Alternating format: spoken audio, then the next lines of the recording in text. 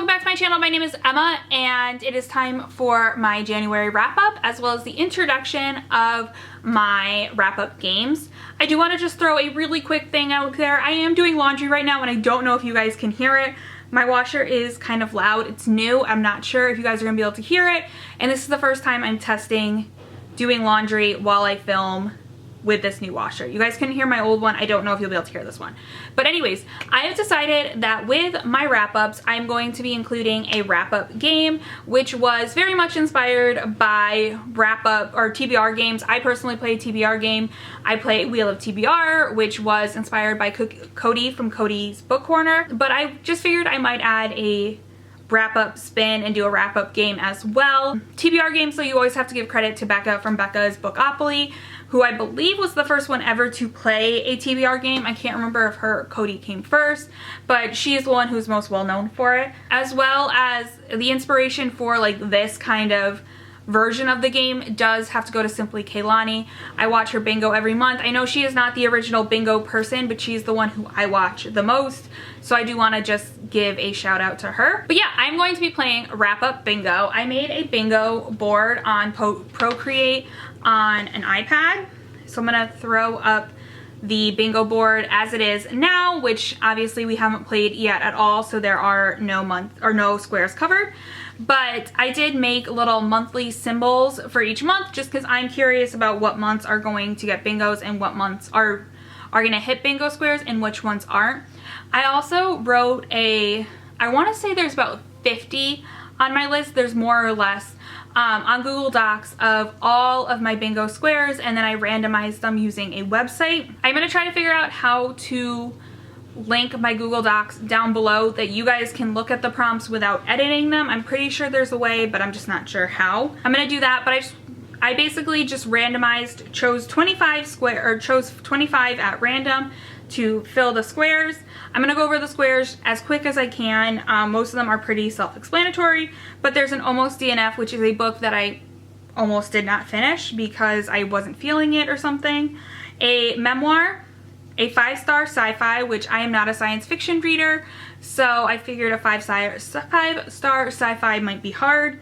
A book that is out of my comfort zone, a book where I fell for the love interest, a book that is enemies to lovers, a scary book, a couple that I do not ship as the main couple, a book that I read in 72 hours, a book that features the friends to lovers trope, a book that made me cry, a book that I watched the movie and read the book in the same month, a book with a second chance, or a book that was a second chance DNF, so a book that I did DNF originally but have gone back to read, a book that is a retelling, a book that features fake dating, a book that has a trope that I hate, a book that I reread and was disappointed the second time I read it, a book that had a relatable character, a 5-star Buzzwordathon book. I am taking part in Books and Lala's Buzzwordathon reading challenge, so if I give one of those books 5 stars, that could fill that square. A book that's a contemporary, a new trope, or a new favorite trope that I have, a book that I want to see made into a movie, a new favorite character, a new all-time favorite, and a middle grade. So those are all of like the bingo squares. I don't want to call them prompts. So like some of these could not be on my Wheel of TBR. Like I'm not going to know before I read it if a book's going to be a 5-star. So like the 5-star sci-fi could not have been on my Wheel of TBR. But there are, like any game, there are rules associated with it. Starting with, let's just go off of that. I can't bend a book to make it fit a prompt. So if I read a sci-fi and I'm gonna rate it a 4-star, I can't lie and be like, oh, it's close enough, I'm just gonna put it in the 5-star sci-fi box. I'm gonna try to hold myself as accountable as possible to follow these rules. I know that's one that's gonna be hard for people to tell, but that is one of my rules. It does actually have to fit the bingo square. I can't just bend it to make it fit. I know sometimes in Wheel of TBR games we bend the rules to make the book we really want to read fit the prompt. I'm gonna say that I cannot do that for bingo. The second one is it is a book that I have to finish. It cannot be a book that I DNF during the month. I do talk about my DNFs typically during my wrap-ups, so it cannot be a book that I DNF. I have to have finished the book.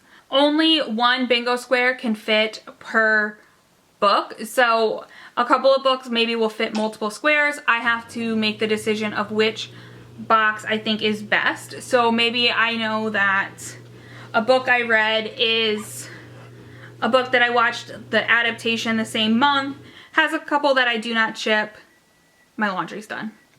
And is a book that's out of my comfort zone, and I know that I rarely read books that are out of my comfort zone. I might decide to put it there, but it only can fit one. I can't be like, let me give it all 3, if that makes sense.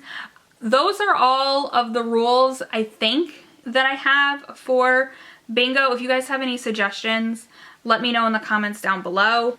I'm not going to do, obviously there's going to be no punishments for this game because you don't always get bingo. Not every book is going to fit a bingo square, and that's fine. It's like a normal game of bingo. You're not always going to have those on your square. And when I do win, as I get closer to potentially winning bingo, I'll let you guys know what's going to happen with that. If I get bingo sometime during this year, I will do something and reset the board. If I do not get it before January 2022 though, I will reset the board for 2022 because some of these I feel like are going to be really hard to get, so there's a chance I might not win bingo this year. We'll see. And then I will go over the bingo board at the end of every book to figure out if we're going to put something there. Also, if you guys notice, I do have my iPad pen in my hair. It just makes it easier. And the table that like holds my books is a wire table, so the pen just falls through it. So there's that. And then of course, as you guys probably know if you've watched any of my other wrap-ups, I do like to share my stats at the beginning of the month, at the end of the month. And some of the charts I will put up are going to have spaces where you can see the upcoming months as well, if that makes sense. So for the month of January, I read 374 pages. I listened to 20.6 hours of audio, which brought me to 3 books. I don't know what the average rating was. Hold on. I can figure this out. My average rating was a 3.06 this month, and I did acquire 3 books throughout the course of the month. For genres that I read 1 contemporary, 1 fantasy, and 1 historical fiction. For the formats that I read them in, I listened to 2 audiobooks and 1 physical book. If you're looking at my stack and you're a little confused, one of the books that I listened to in audio form, I do have a physical copy of. And I did soft DNF a book. We'll talk about it a little bit when it comes up. For the gender identity of the authors that I read, from everything I could find online, the 3 books that I did complete this month, all 3 of the authors identify as she, her. I did a horrible job with diversity this month, and all 3 of the authors that I finished were white authors. And all 3 of the authors I had read this month were books that were by authors I'd read before. And for just one more boring graph to put up there, I read 1 4-star, 1 3.5 star, and 1 2-star book this month, as well as I did have a soft DNF, but I haven't. We'll talk more about it. So let's go over the books. So the first book that I finished this month was Love, Life, and the List by Casey West. This is a YA romantic contemporary book. From what I can tell, there are no trigger warnings, but I could be wrong. If you disagree with me, you've read the book and you think that something is a trigger warning that I may have missed, comment it down below and I will pin that comment for future viewers. So this book is about Abby, who is in love with her best friend Cooper, and Cooper knows that she's in love with her, but like it seems to be unrequited. And she's also an aspiring artist who is trying to get her work in an art show. But when she submits her work, she's given feedback that her art does not show enough life in it. So Abby decides to create a list based on her favorite qualities of the different people in her life and hopes that that is going to bring more life into her work, and she gets Cooper to do it with her. So I have some things that I loved about this book. So I'm going to first talk about the pros of this book. Abby and Cooper's relationship, I loved them. I shipped them 100%. Their friendship just felt so realistic to me. Their banter was super cute, just like A+, chemistry, their realism, loved them. Speaking of relationships I really liked the family dynamic of Abby's family. Her dad was stationed overseas in the military, so a lot of the relationship we saw between her and her dad was through emails, and they had this like funny thing where they would sign one way and then the next person would, so like she might be like love your paint-stained daughter. I don't know, I don't think that was one of them. They were much more clever than that. And then he would write back like, dear paint-stained daughter. So it was really funny and just really, it was cute. Then she also she lived at home with her mother. Her mother was agoraphobic. I have never read a book about someone who's agoraphobic. Personally, I am not agoraphobic, and I don't know anyone who is agoraphobic. I don't want to say if it was a good or bad representation. I just really enjoyed the relationship between Abby and her mother. I know people who have had mothers, fathers who deal with mental health, and I felt like the maturity that Abby kind of had to have towards her mom and her mom's mental health was something that I've seen my friends have to do. So I thought that was an interesting representation that was shown. I always love that in every book I've read by Casey West, she always features some sort of mental health. Sometimes it is something that is very large and is a huge part of the story, like in By Your Side. But sometimes it's a lot smaller and it's something like self-esteem, like in The Fill-In Boyfriend. I like that part of her writing. And then the final member of Abby's family was her grandfather. Her grandfather is basically like one of those, they have that relationship where they're like the same person. And that was also done really well. It was really cute. Really enjoyed that. The book had some really funny and some really emotional parts. Like, it was like chuckle to yourself funny as you're reading it. And then like the emotional parts were like punch in the gut, like break your heart, adorable. There's a line at the end of the book about love that just like, I read it and I just remember like being like, oh my God. Like stunned silence. Loved it. I wish I had known where my tabbies that I use when I annotate books, I always lose them, so I'm not really good about annotating them. I look like I have a bruise there. I don't. But it just like, it hit me. It hit me hard, and I really, really liked that part of it. But it was not a 5-star book, so I definitely have some complaints about it as well. The first one is there were 2 love triangles. There was kind of like a side love triangle that you don't really care that much about. But like the love triangle that's going to give you like Team Edward, Team Jacob type feels was underdone and never gave me those feels. And like I've talked to a couple other people who have read the book and they've all been like, yeah, no, I didn't like, I was never like team the other one. Like I didn't care that much. It was like a half done love triangle. I personally do like a good love triangle, and I do kind of wish that it was better explored throughout the novel, but it wasn't, and that's why it's one of my complaints. I also feel that this is something I've noticed about other Casey West books, is that typically her books have a very slow start to them, and I don't always like that. Normally by the end I end up loving them. I've only read one Casey West book that I wasn't super impressed by, and typically it's like the first night I read it I'm like, am I gonna like this? Like, is she gonna let me down this time? And then like the next night I like can't put it down, to the point that like with this one in particular, the night I finished it, I came home from work. I'd like worked till 4:30 that day, came home to work, got home at 5, and sat and read it at the second I got home. Couldn't stop thinking about it all day, but the starts are always just so slow, and I don't know why. I don't understand why. Overall, I really enjoyed this book. It is probably my favorite version of the in love with my best friend trope that I've ever read in my life, and I ended up giving it 4 stars. I would recommend it to anyone who likes Casey West that hasn't read this one yet, and anyone who likes young adult rom-coms, because it is a young adult rom-com. But yeah, that is Love Life in the List. Let's bring up the bingo card. I'm going to put it on the contemporary square because it was a contemporary that I read. There's something else on the board that it might fit with, but I'd rather do contemporary. I feel like for a wrap-up in a video where I'm more or less recommending books, a contemporary is the best square to put it on. So we do have a square on the board, which is super exciting.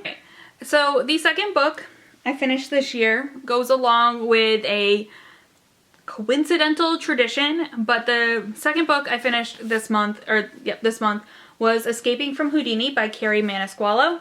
So I actually, Stalking Jack the Ripper was the second book I read in 2019. Escaping Houdini, nope, this is Escaping Houdini. what's the other one? What's the Dracula? The Dracula one that I can't think of the actual name for was the second book I finished in 2020. So now Escaping Houdini is the second book I finished in 2021. And I do plan for Capturing the Devil to be the second book I finish in 2022, just to really keep this tradition going. This is a Wi-Fi historical fiction mystery. It does have some trigger warnings. It actually has a handful of them, so I am going to read them off my phone. But for trigger warnings, I had blood, death, gore, murder, kidnapping, torture is discussed, and violence. So I probably missed some triggers, so again, just like with Love, Life, and the List, if I missed any triggers that you feel are important, comment them down below and I will pin the comment for future listeners or future viewers. But I'm going to talk to you guys about this one. So this is the third book in the Stalking Jack the Ripper series, where Aubrey Rose and Thomas Cresswell are on a ocean liner traveling from England to America. And much like with all the other ones, some murder happens and it's up for the two of them to try to solve it. And there's also a love triangle in this one, more so than any of the other ones. So there's that. There's been like little sprinkles of love triangles, if I remember correctly, in the Dracula one and the Jack the Ripper one. But this one is like the first one where it's like, boom, in your face, this is going to be a love triangle. Sorry, I had to reset my camera for a second and then I had a coughing fit. As always, I loved Aubrey Rose and Thomas Cresswell's relationship. I think it's really cute. I love relationships where there's banter. I think they're very cute. And honestly, I think that Carrie Maniscalco does a good job with it. And I always feel like they have chemistry. Like the first time that like she sets up a kiss between them always gives me butterflies. Like the first time and the important times always gives me butterflies. The chemistry is just done so well in my mind for these books. I always love too that it brings back characters from past books. This one brought back her uncle, her cousin, their like traveling chaperone, obviously Aubrey Rose and, is it Aubrey or Audrey?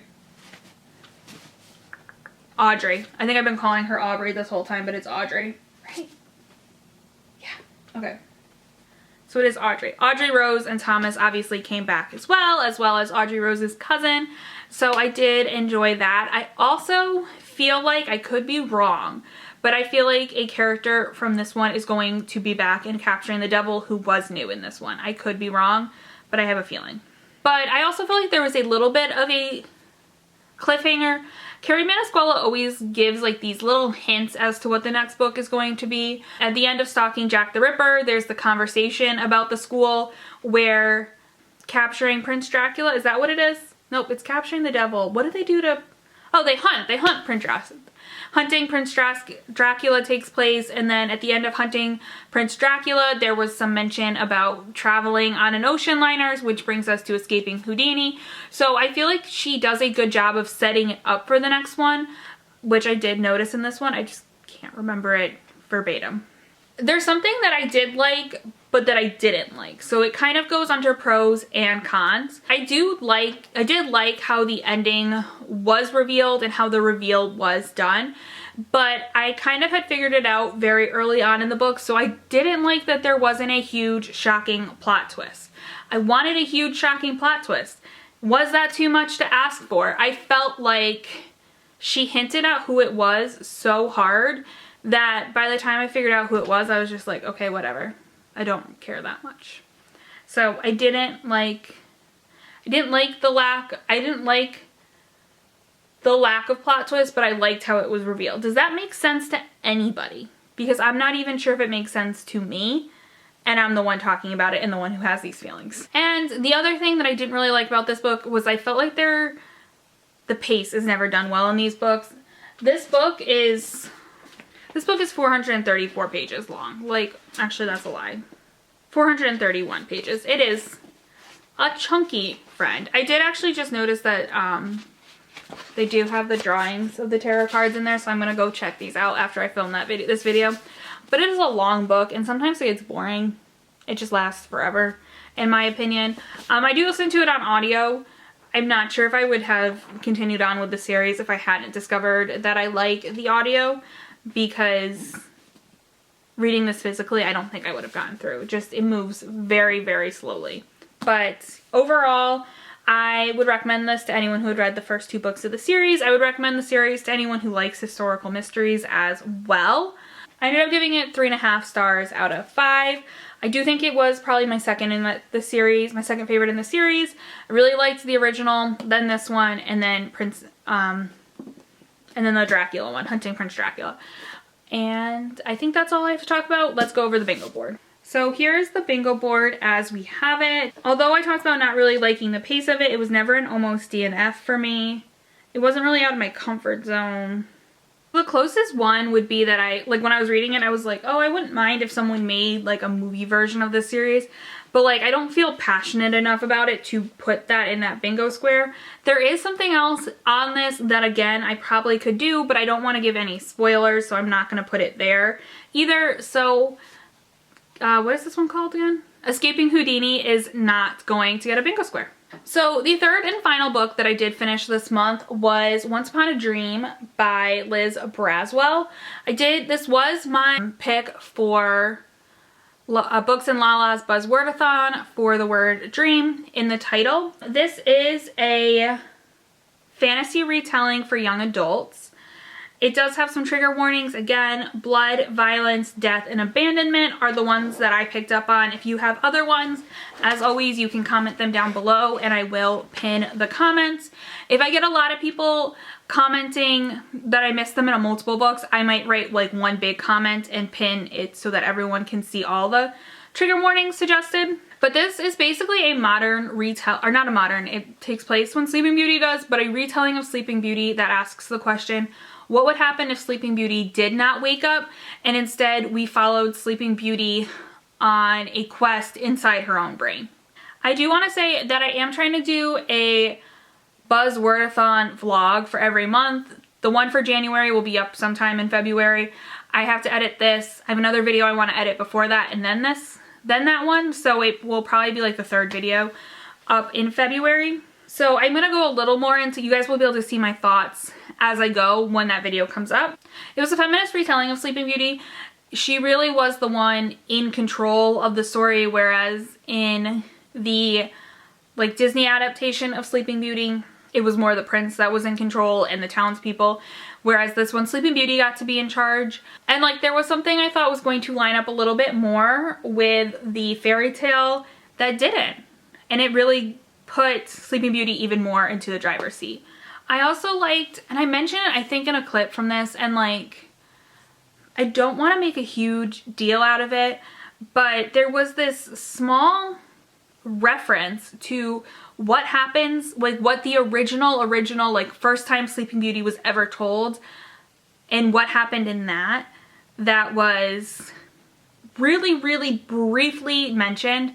And it was like this nod, it was a line that a character said, and it just was like done so well that I was just like really intrigued by it and I really enjoyed it. So I did like that about this one, but that was all I really liked about this. I had a lot more complaints about this than I did good things. So first, the character of Aurora, in my mind, did not have a huge character development. She had like a little bit, but like she still felt just as young. Did you guys hear that? I think it was just like snow falling outside, but like that scared me. She still felt just as young in this one as she did in the beginning. That's not what I was trying to say. The snow freaked me out. She still felt just as young at the beginning of the book as she did at the end of the book. And I think they tried to explain that away by saying that she had been in the dreamland for so long that she had grown up in the dreamland, so it would make sense that she was younger in reality, but like didn't work for me. The prince was insufferable. I have never read a love interest that I've hated. That's an exaggeration. Let me bring that back a little bit because I could think of some love interests that I hated. But I hated this love interest. He felt immature. He felt the way, like to me, he felt like he was written by a high schooler who was trying to explain away why her boyfriend is really just a jerk. like she was trying to like make his like excuses for him, was what it felt like to me. This book dragged on forever. I am not a big quest reader, so like you could take that complaint with a grain of salt. I don't really like books about quests, but it dragged on and there were so many pointless scenes. Like I listened to it on audiobook and like there were times where I was like, there's nothing happening. I can like space out for a couple minutes, and like I didn't miss anything. It was so dragged on and so unwell paced and just like had so many pointless scenes. Also, this is not a huge thing, but the narrator's voice did not match what I would have thought for this book. That might just be me, but I kind of wanted someone who had like a Disney princess, like very sweet. That sounds villainistic. I can't do voices, but like a very sweet voice that just reminds you of a Disney princess. This was just kind of a dude talking. Sorry, my memory stick is filling up because this video is taking me forever. But yeah, I read the original, I can't think of the Beauty and the Beast retelling, and it didn't feel as young and as immature as the Sleeping Beauty one did. I also read it when I was younger, not significantly younger. I read it 4 years ago, maybe? So I would have been like 22 at the time. So not like significantly younger, but definitely didn't feel as young as this one does. So I would recommend it to younger readers. I ended up giving this book a 2 out of 5 though. So those are all the books that I read. Let me bring back up my bingo board for you guys. So there are a couple of places that I could put this one. It wasn't almost DNF for me. I didn't really ship the couple. It was a retelling. I don't really like the quest trope, so that could even be one. I put it on the retelling square. I'm not a big retelling reader, so I'm not sure if that's really gonna come up again this year. So I feel like retelling is the best place to put it. So we are ending the month of January with 2 bingo squares on the board. They don't really help one another because they're not in the same line, but there are 2 bingo squares on the board, so that's pretty exciting. I believe I mentioned during my stats that I did have a book that I soft DNF. I'm going to talk about that really quickly and then this video will be over. I know it's been a long one. But part of the reason that I did not get many physical books done is that I spent a good portion of the month trying to read Falling by Jane Green. This wasn't a bad book by any means. I just could not get into it. I read about 154 pages and I just wasn't excited to read it. I haven't decided if it's going to be a complete DNF or if I'm going to come back to it again in the future. As of right now, I am putting it back on my TBR shelf and we will see what happens in the future. I might one day just look at it and be like, whatever, I'm just gonna unhaul it. But as of right now, it's just a soft DNF. It might come back up in 2021, especially if on my Wheel of TBR I spin a second chance book. I might just bring this one back up. But I did want to just point it out. I did read a decent portion of it and I did want to kind of explain away why I only finished one physical book. I also got halfway through another one. So I think if I hadn't spent the whole month reading this, I would have gotten through this, possibly the one that I got halfway through, and probably would have finished the 4th book on my Wheel of TBR. These were the books plus the audiobook that I don't have a physical copy of that I read in the month of January. Obviously, Love, Life, and the List was my favorite book this month. But yeah, let me know in the comments down below if you've read any of these books, how you felt about these books. Also, let me know in the comments down below what your favorite book you read in January was, or your least favorite, whatever you feel like. And I hope you guys enjoyed this video. I hope you guys enjoyed Wrap Up Bingo, and I will see you guys in another one. Bye, Worlders. Could not have got a news alert from BBC. A YA romantic This book is, I'm gonna start this whole section over.